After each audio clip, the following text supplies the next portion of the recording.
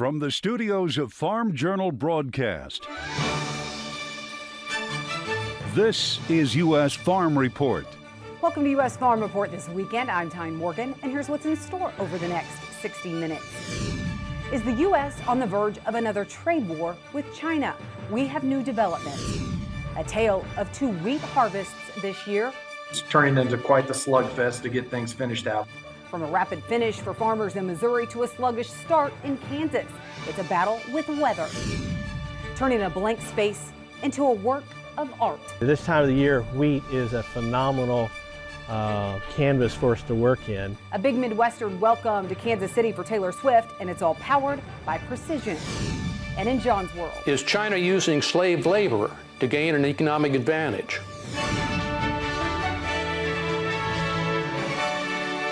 U.S. Farm Report, presented by Pioneer. What's next happens when blood, sweat, and tears meet rain, wind, and sun. Pioneer. What's next happens here. now for the news, it appears drought conditions have improved slightly across the country.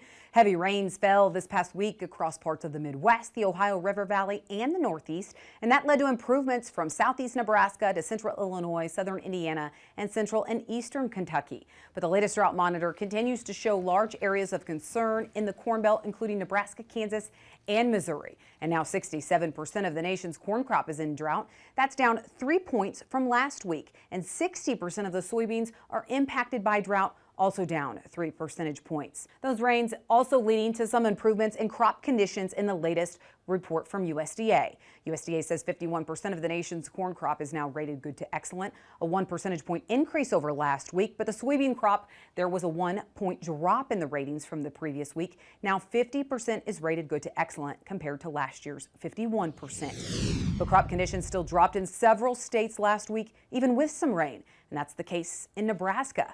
With little carryover effects of last year's drought, and central and eastern portions of the state have had very little precipitation this season, and it's resulted in declining crop conditions. USDA's latest crop progress report shows 49% of the corn crop was in good to excellent condition, down 8 points. Soybeans were rated only 43% good to excellent, a drop of 4 points. U.S. Treasury Secretary Janet Yellen traveling to Beijing this week. That's as concerns are now growing of a possible new trade war with China. The White House saying the trip was another step in the Biden administration taking to improve communications between the two superpowers, but no significant breakthroughs were anticipated. The meeting comes after Beijing this week announced export controls on two obscure minerals that are key to the production of semiconductors, electric vehicles, and aerospace manufacturing. And now the Biden administration is set to restrict Chinese companies' access to U.S. cloud computing services that use AI chips. Bart Ruth, the former American Soybean Association president, says relations between China and the U.S. haven't been this poor for 30 years. The trade war in the last administration was a disaster. We didn't end up with anything better than we had and damaged relations in the process. So that's my personal opinion, but didn't do us any good. So you kind of have to do a reset and move forward. A Biden administration official told reporters the U.S. does not seek to decouple our economies from China, and adding that a full cessation of trade and investment would be destabilizing for both countries and the global economy. Well, one person died, 2 others were hospitalized after a grain elevator collapse in Texas. That's outside Corpus Christi, and it happened at R&R Commodities. The B County Sheriff's Office says they were called there on a report that 2 grain silos had ruptured and collapsed onto 2 18-wheelers and another vehicle. People came from miles around, even volunteers with shovels, in an attempt to search for the missing employees. But investigators say one man was found dead under the debris. It's not known what caused the collapse.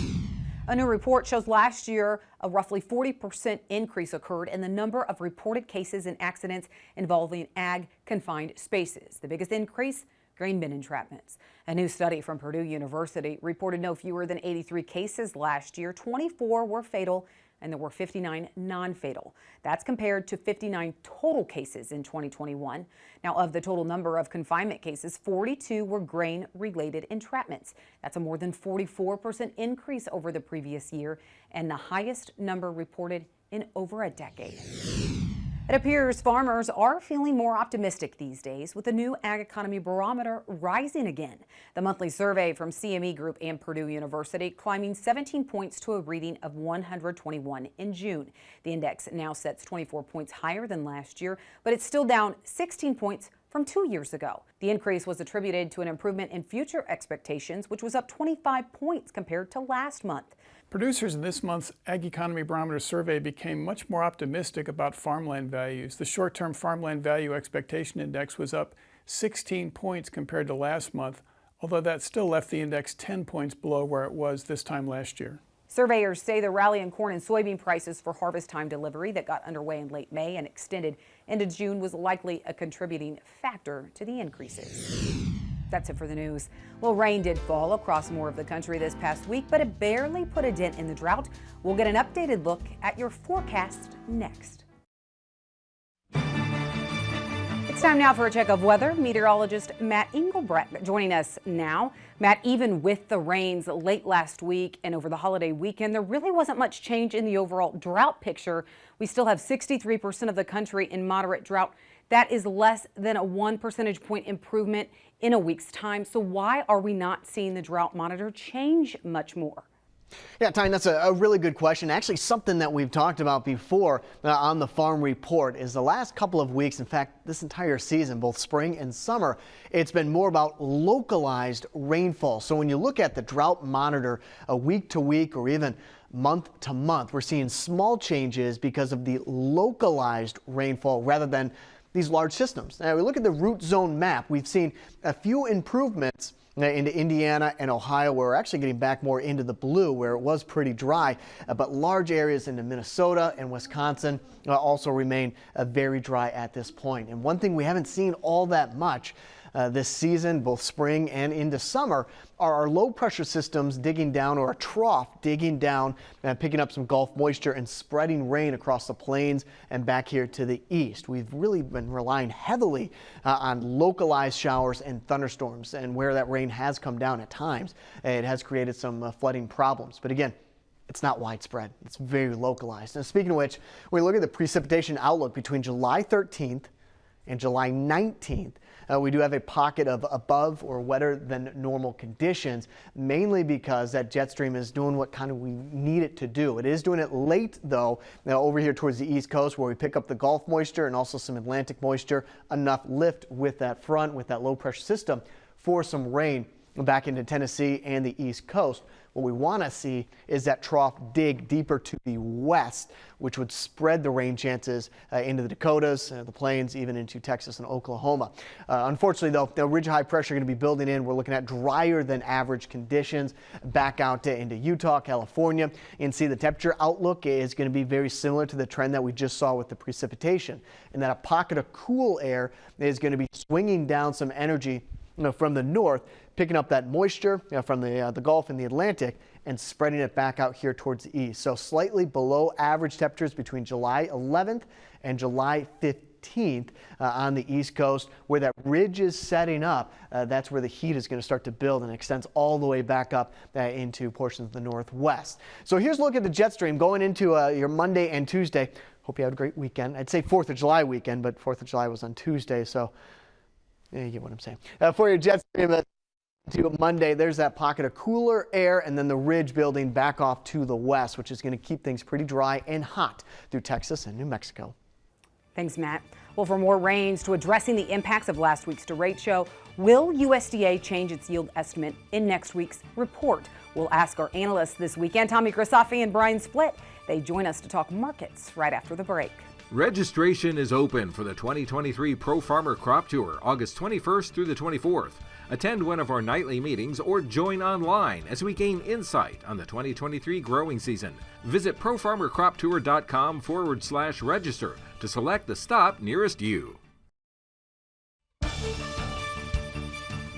Welcome back to U.S. Farm Report this weekend. Brian Splitt, Tommy Grisafi joining us to talk marketing roundtables. Last weekend on the show, we had a lot to digest. We just had grain stocks. We had a look at acreage. We also had the derecho that hit the Midwest. But the analysts last week calling that report a game changer for soybeans. Brian, are prices still acting that way? We've seen a little bit of a pullback off of the highs, and I still think it's worth really considering managing risk here. We still have adequate global supplies of soybeans, and I think based on the weather that we've dealt with in May, June, and looking ahead into July, to me, the bean crop has maybe a higher potential of reaching trend or above trend yields compared to corn. I think it's pretty well solidified that the corn crop is not going to attain a trend line yield. Most of the estimates I'm hearing are in the low to mid 170s, maybe 172 to 174 bushels per acre on corn. But I think soybeans still have that potential to reach trend or higher. Well, and we'll get into what we should watch in that upcoming USDA report next week. But right now, is the focus still weather, Tommy? I mean, we've seen some rains, but rains miss other areas of the Corn Belt. It's never going to be perfect everywhere.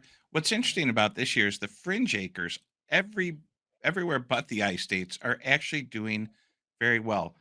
Kentucky, Tennessee, up in the Dakotas, there's pockets of trouble everywhere.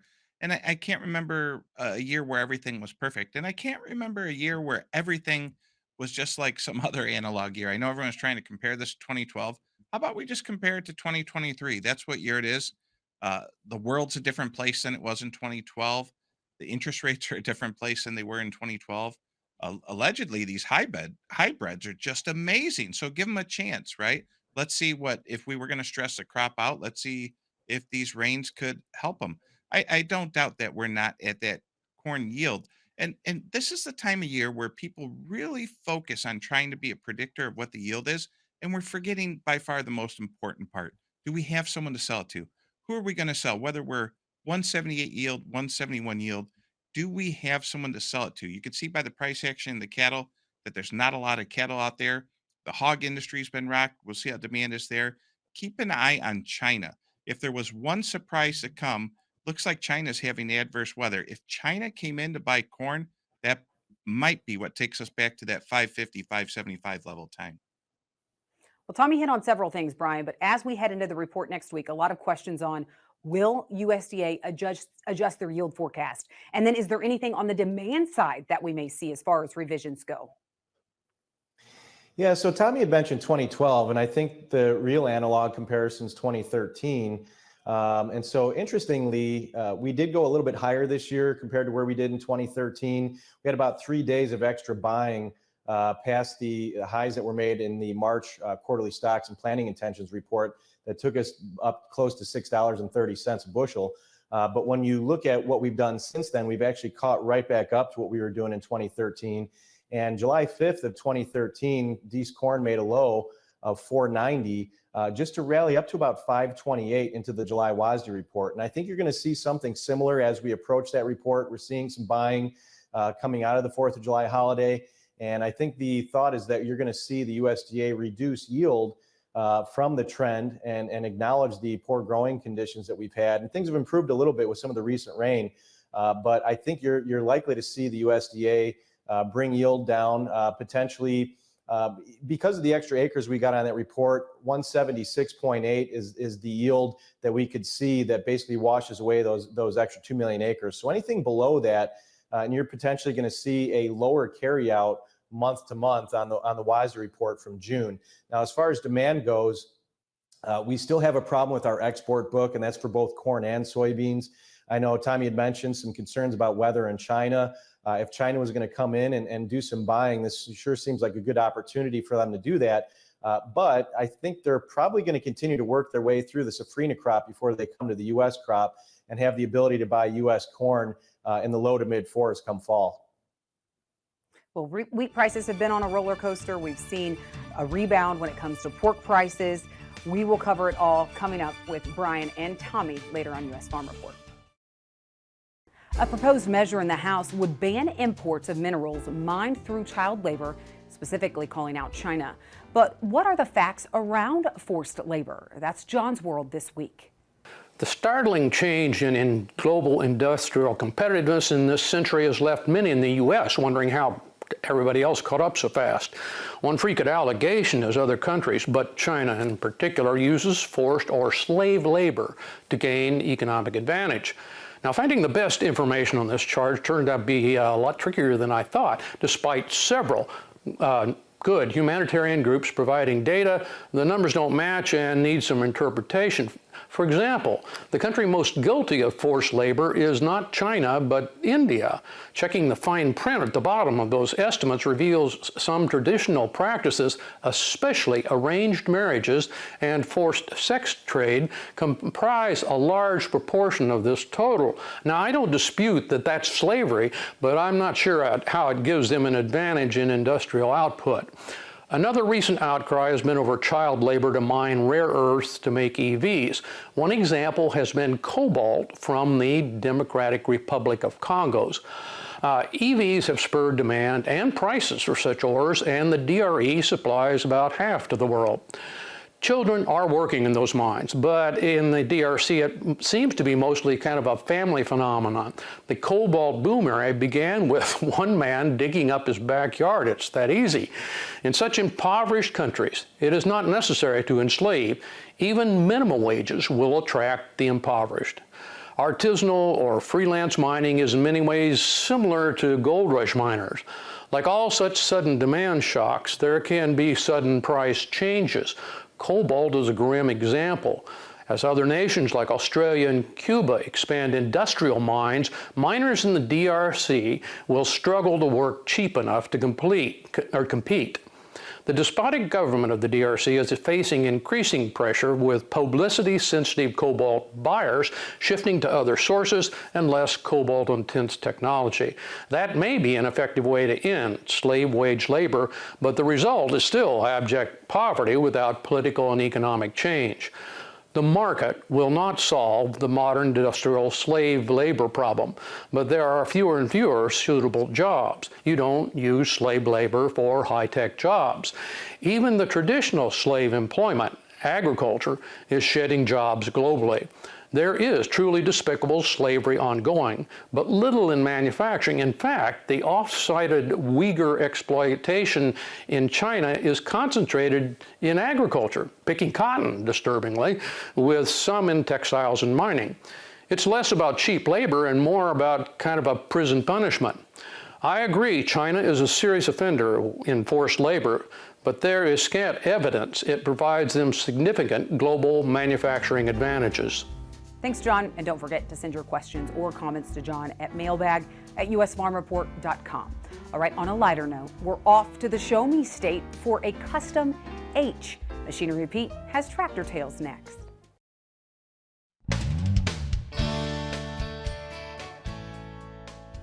Hey, we got an interesting one for you on Tractor Tales this week, folks. We're heading to Missouri to check out a prototype custom H. This is my 1949 Custom. This is the prototype of this series of tractors. There was the lighter ones first, but this one is the prototype. It was built before the Montgomery Wards were even thought of. And the smaller version of these tractors, there were several of them built at the same time and after this one was built because the serial numbers kind of run together.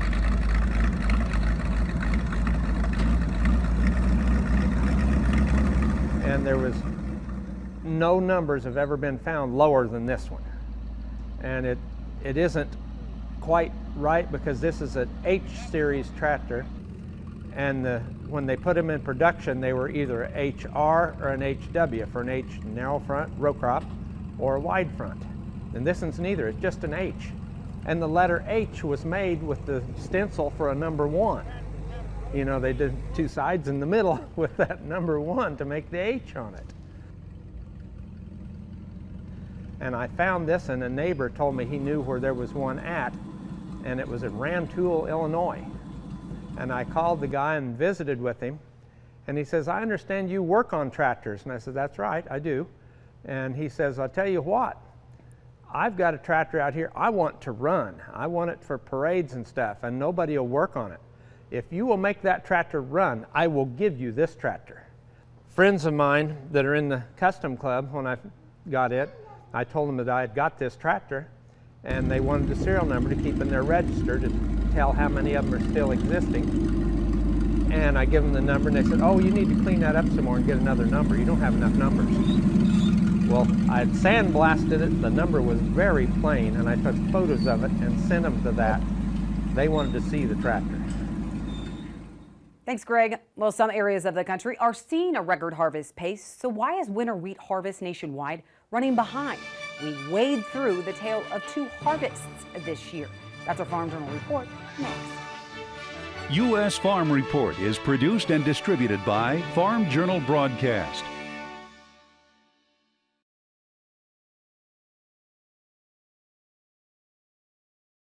Welcome back to U.S. Farm Report. Trusted, timely, tradition. It's the tale of two harvests for wheat this year. The national snapshot of crop progress really says it all, with harvest running 9 points behind average, while drought is actually aiding a rapid, even record harvest pace for farmers in Missouri and eastern Kansas. If you head farther south and west, it's been a sluggish start due to a new battle: too much rain. And it's something that we show you this week in our Farm Journal report. The rhythm of wheat harvest is sweeping across these amber waves of grain at a pace this farmer has never seen. This is the earliest we've harvested wheat that I can remember. We've been able to get in the field at least 3 to 4 weeks earlier than we would have on a typical year. In eastern Kansas, Adam Phelan says last year they weren't able to even start harvest until mid-July. This year, harvest is nearly wrapped up. And it's because of these dry conditions that we've been able to get in so much earlier. With cracks in the ground and visible stress to the crops, signs of drought are visible even with recent scattered rains. But wheat yields on this farm are surprisingly still good.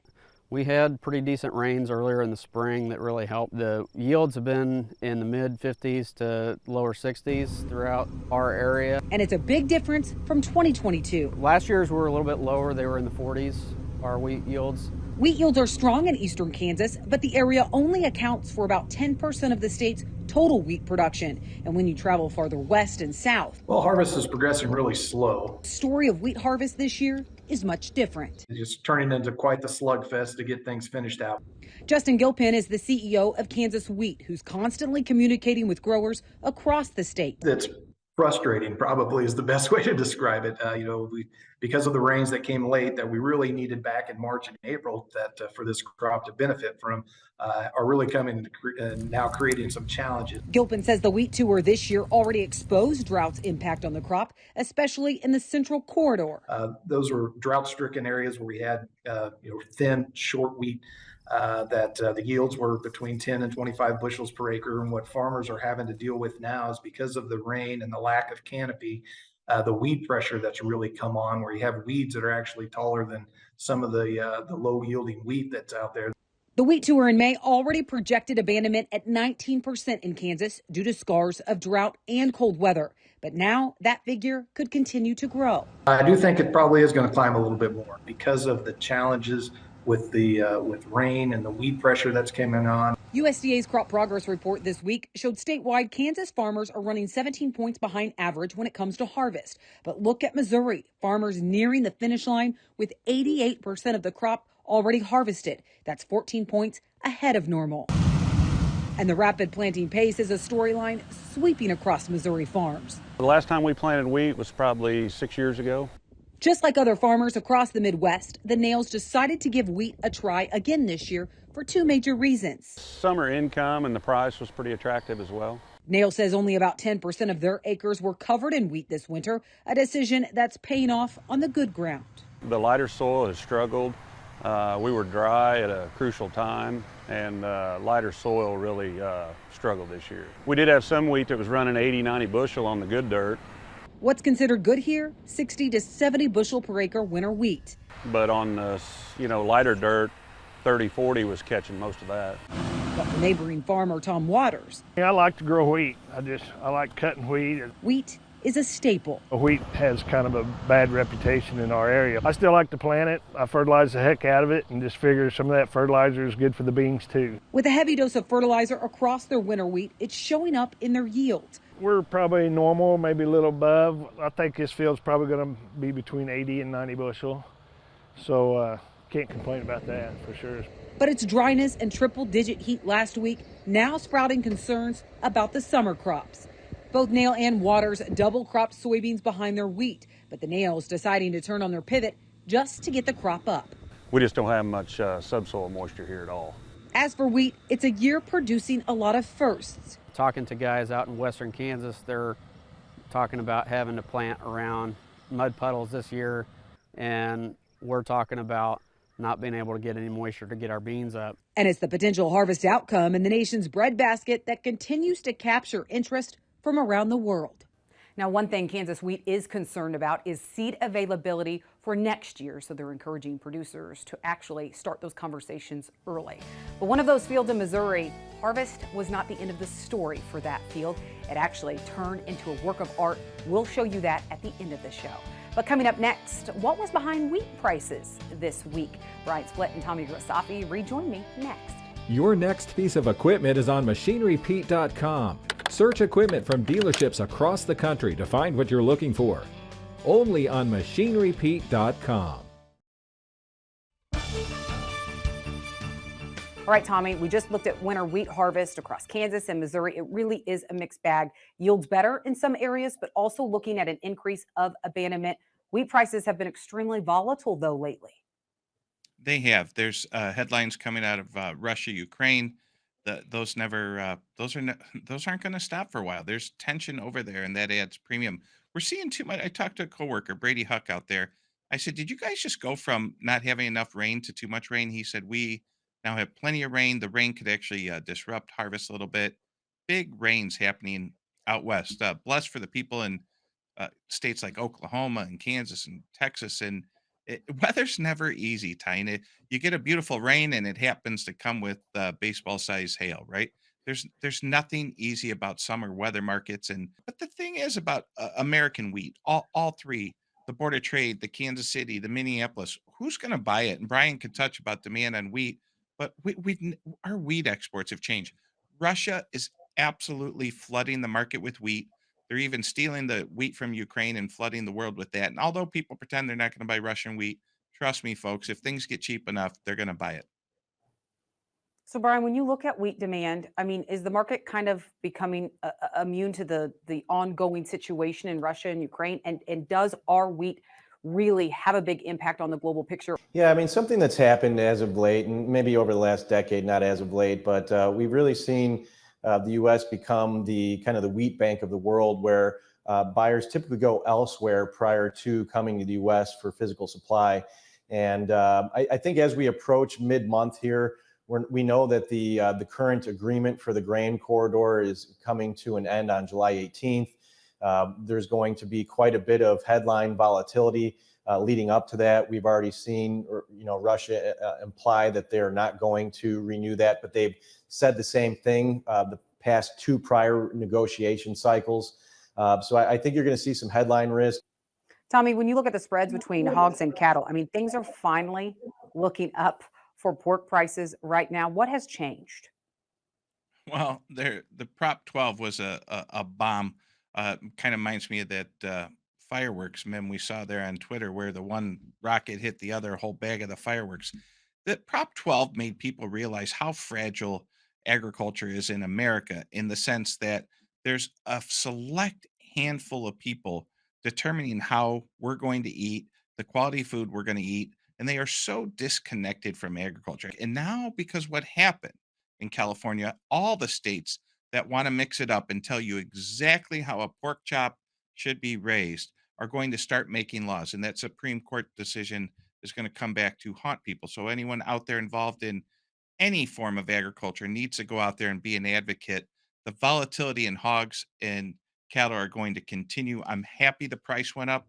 If they went much lower, there would have been an incredible amount of pain and several more bankruptcies. Well, Brian, real quick, we don't have much time, but what are the technicals telling us? Hogs have a very good technical picture. You start with the fund manager was record short. They've gotten long hogs, and that was recently. So I don't think they're ready to turn that around and go short quite yet. We've got August, for example, has a head and shoulder bottom. We broke through the neckline of that pattern over the last couple of days. We've had we've bitten off a large chunk in a very short period of time. So I wouldn't be surprised if hogs maybe need to go back and revisit that neckline support before the next leg higher. But I think we've got some higher highs in store. Brian, Tommy, thank you for joining us this weekend. Let's take a quick break, and then we're off to Iowa for a community that really was able to rebuild with the help of some very generous community members. We have that with Farming the Countryside next. The last census showed 19.3% of the U.S. population lives in rural America, but those numbers are prior to 2020. For rural towns across the country, there's a constant effort to revitalize the communities, but the biggest challenge is often budgets. As Andrew McCrae tells us this weekend in Farming the Countryside, one Iowa community found a way to turn big dreams into a big boon for their small town. Turn back the clock about a decade ago, and Osage, Iowa had many groups with several needs. The local pool was in dire need of repair. Community members wanted an auditorium for theater and musical events. The local Ag Society desired a building to host events on the fairgrounds. There were many needs for new facilities. Everybody was vying for private funds to build their project. And it became apparent to those of us that were kind of on the firing line that nobody was going to be successful. Steve Cooper is the mayor of Osage, Iowa. He says the groups knew they couldn't all get what they wanted immediately. There were simply too many needs and not enough private funds to go around. Someone suggested they band together and perhaps create a facility that included everything they needed. An architect was hired to design a plan. He came up with a cost at that time, and this is without redoing the outdoor pool. He came up with a cost of around $12.5 million. And when that figure surfaced, I thought, well, it was a good try. That amount of money in a town of just over 3,000 people was more than anyone thought could be raised. The local Osage Education Foundation heard about the plan and the price tag. Perhaps they could share the story with those at the alumni banquet, since it attracts people from near and far. The message resonated, and Steve was amazed by the giving. $7.5 million. We have a list of people that were donors to this, and some of them gave as little as $10. But, it just seemed like everybody wanted to be a part of this. What resulted is the Cedar River Complex. It includes an indoor pool, fitness center, walking track, basketball courts, 600-seat theater, museum, and more. This has not been a burden on anybody's taxes. This facility has been able to not only get built, but has been able to maintain sustainability on its own. About 2,400 people have memberships for the pool and fitness center. The 600-seat theater, which is part of the same complex, is also quite a draw. We now have the Cedar Summer Stock Theater, which is mostly aspiring college students that like theater and drama. The 4 Broadway-style shows produced each year bring people from across the country. Perhaps the biggest impact is what the CRC has done for the present and future of this community. I hear from people that say that they move back because of, not just because of the CRC, but just because of the attitude of the community and wanting to be in their hometown. Every small town has its opportunities and challenges. For residents of this area, it took people coming together and even connecting with those who had ties from the past to make this place a reality. And because they did, it makes it a great place to call home. Traveling the countryside in Osage, Iowa, I'm Andrew McCrae. Thanks, Andrew. And if you'd like to learn more about how Osage, Iowa was able to bring organizations together to build this impressive complex and perhaps how you could make it happen where you live, this topic is show number 255, and you can find it at farmingthecountryside.com or look for Farming the Countryside on your favorite podcast. Well, up next, are ports the reason Russia initially invaded Ukraine? It's a viewer question coming up in customer support right after the break. This week, a suspected Russian rocket hit an apartment building in western Ukraine, reportedly killing 4 and injuring 34 others. A local official calling it one of the biggest attacks on the city's civilian infrastructure. But what's the real reason Russia initially invaded Ukraine? That's customer support this week. Gene Shepard, need an address, Gene, asks a timely question. Could the Russian war on Ukraine be all about warm water ports? The old warm water port theory of Russian history is a real thing. Even though it's the largest country in the world, Russia is virtually landlocked. First, a definition. A warm water port is one that is unfrozen year-round. Peter the Great built St. Petersburg partly for this reason, and in his time it wasn't even close. Both the Baltic and the Neva River froze annually much of the time. But plus, the Baltic Sea isn't exactly an open run of the ocean. Russia's hopes for maritime access have routinely caused geopolitical tension and conflict over the Crimea. While they do have shoreline farther east on the Black Sea, there are no great natural harbors like Sevastopol or Odessa. In theory, it does have another warm water port to the east in Vladivostok, but it's got its own problems, namely Japan and Korea surrounding the Sea of Japan, and it's also just a few time zones away from most of the people and goods in Russia. The Black Sea itself is problematic for global shipping. Two defensible water routes strangle traffic to the Mediterranean, the Bosporus Straits, which narrows to less than a half a mile at one point, and the Dardanelles into the Med. Surprisingly, the answer may be happening, albeit very slowly. Still bitter cold most of the year, the Russian Arctic is slowly increasing traffic with more open summer waters, turning some of those blue ports, if not red, lighter blue. While still a tiny fraction of all their shipping, slowly rising average temperatures and infrastructure investments are helping to create, if not warm water ports, less frozen ports. Oddly, as Canada is finding out, one unexpected problem is creating fire breaks in the previously too cold to burn boreal forests to protect those growing towns. Russia's major exports, petroleum and minerals, are also concentrating on developing overland routes and pipelines to India and China. Given Russia's uneven population distribution, manufacturing trade does need more access. I think a warm water port is a factor in the Ukraine war, but the global shift to renewables and EVs, combined with allied trade sanctions, suggest energy exports won't be the driving reason. Well, even if you don't care for Taylor Swift's music, you can't help but appreciate how precision technology can turn a wheat field into a work of art. So we don't want any bad blood for this next segment. We'll show you this huge mural welcoming Taylor Swift to town next. From a field of wheat stubble to a work of art, the blank space in Missouri transitioned into a welcome to Taylor Swift as she jet-setted to Kansas City. And as we show you this weekend, it was all powered by precision. A blank canvas. At this time of the year, wheat is a phenomenal canvas for us to work in. That's about to transition into a work of art. This sits on 25 acres, and we are mulching about 6.3 acres today. Thanks to Rob Stouffer of Precision Mazes, the mastermind behind it all. His love for precision started with corn mazes 23 years ago, but today he just may be the king of crop art. The mazes are our core business, but we're growing in the area of crop art.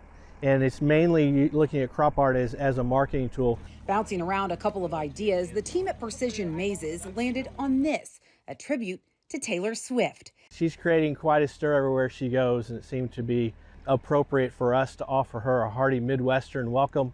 So how does the team go from this to bringing the image to life? So we've got GPS equipment in the Bobcat that tells us where we are.